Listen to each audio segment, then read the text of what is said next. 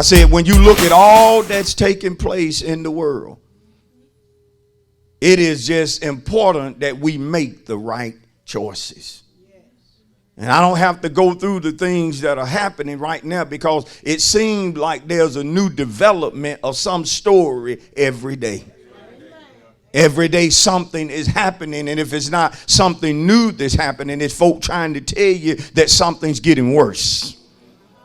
And of course, some of you know what I'm talking about. The reason you're not amening it because you spend a lot of time trying to keep up with everything that's happening. But I just made up in my mind that it's impossible for me. I'm speaking for me. It's impossible for me to keep up with every single thing that's happening in the world, yet be in tune with what God is saying. I can't afford to just spend 10 hours a day in front of a television just to find out the latest thing that's going on. I got to guard my spirit better than that. I got to guard what I allow to enter into my mind, because it just seems like there are just certain folk that no longer know how to report good things. They are allowing everything that's negative to take the lead. And if you are not careful to have a discernment that those 10 out of 11 stories was negative, there is always something positive that's going on. There is always something good that is happening. But sadly, again, a lot of folks are looking for bad. They are actually searching out things that are going to cause them to be fearful or depressed. And so when you just look again, and I'm not minimizing what we're going through. I'm not saying that it's not real, but there are just so many things happening in our day and time. And I told somebody the other day, I said, it's as if you're going through the perfect storm. It's as if things are happening on every hand. Yet I say to you, child of God, that God is yet sovereign in the midst of so much chaos. God is yet sovereign, even though we are seeing some things that our eyes have never seen. Aren't you glad that God has not lost any control? Aren't you happy that he has not lost any power? That he is, according to Hebrews 13:8, the same yesterday, today, and forevermore. I wish somebody in church would just get happy, because God has not lost any power at all. He's still the same God. He's still helping folk. He's still delivering people. He's still manifesting healing. He's still manifesting blessings. And so when it comes to my choices, it is crucial that we make the right choices, considering again all that is taking place. It is important that we make the right choices. And so that's the reason for a couple of weeks God has been talking to us about our choices. Now, a choice has to do with the act of selecting or deciding. Again, a choice has to do with the act of selecting or deciding. And so again, I have to be careful when it comes to the choices that I make. But I also want to say to you that are listening this morning that you also have to be careful with the choices that you make, because the choices that we make will ultimately determine how we're going to reap.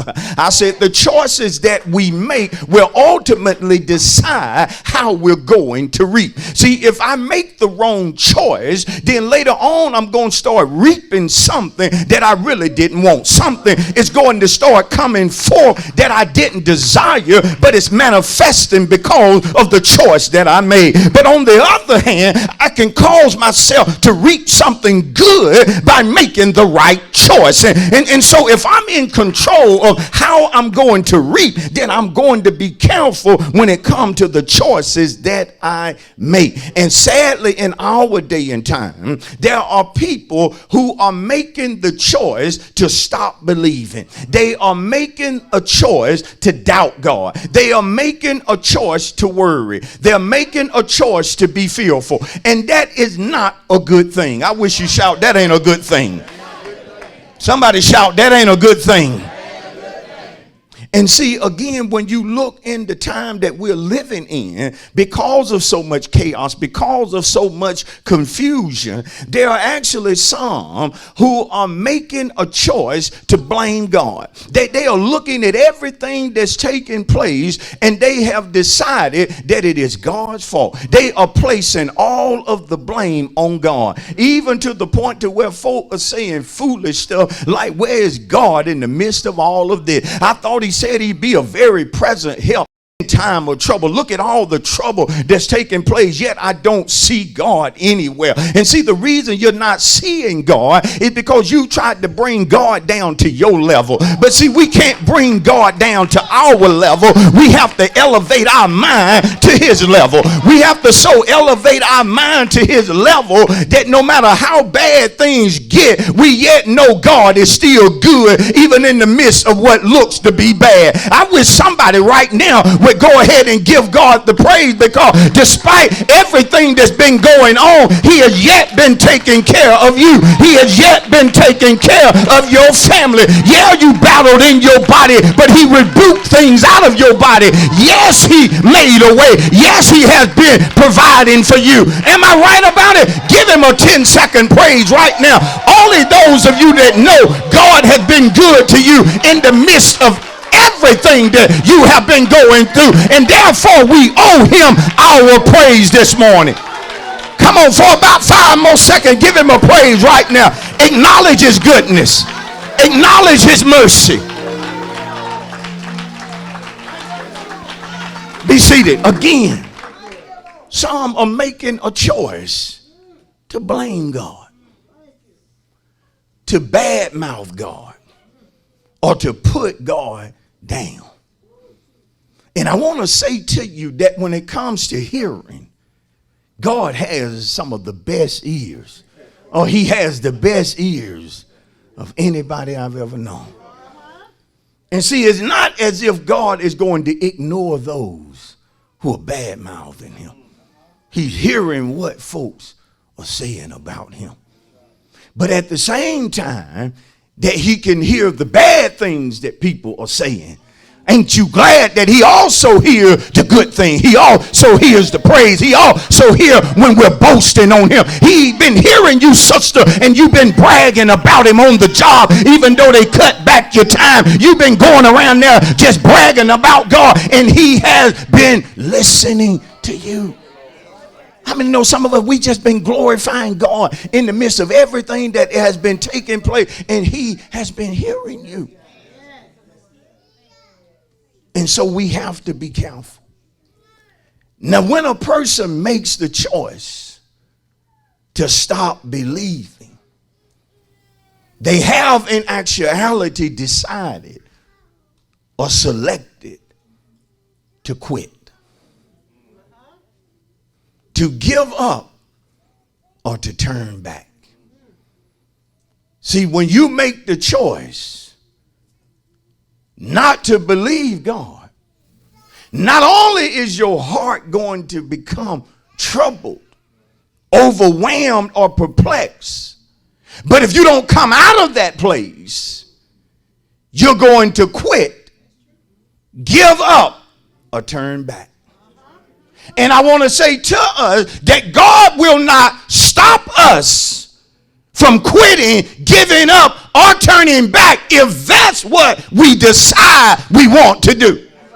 See, you can't say to God, well, if you want me to do your will, then you're going to have to make me stay, God. You're going to have to make me keep going. You don't know who God is. God gives us the power to choose what we are going to do. We can choose to serve him, or we can choose not to serve him. But either way, that's your decision. Can I preach it right? That's the reason you never beg a person to stay. You never beg a person to serve. Once you start begging people to serve, you're going to have to keep begging them to keep them.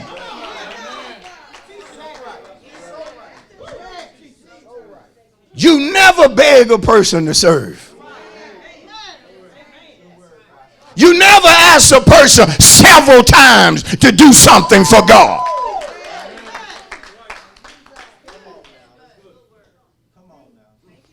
Why? This is serious. Because every one of us has a choice to stop believing. Listen, we can do it despite how good God has been to us. Because I've seen people make the choice to quit, even though God had been good to them. Yet they still decided that I'm turning back. Because again, it is a choice. Is it the wrong choice, Pastor? Yes. It's the wrong choice. Yet God gives us the power to choose. Come on.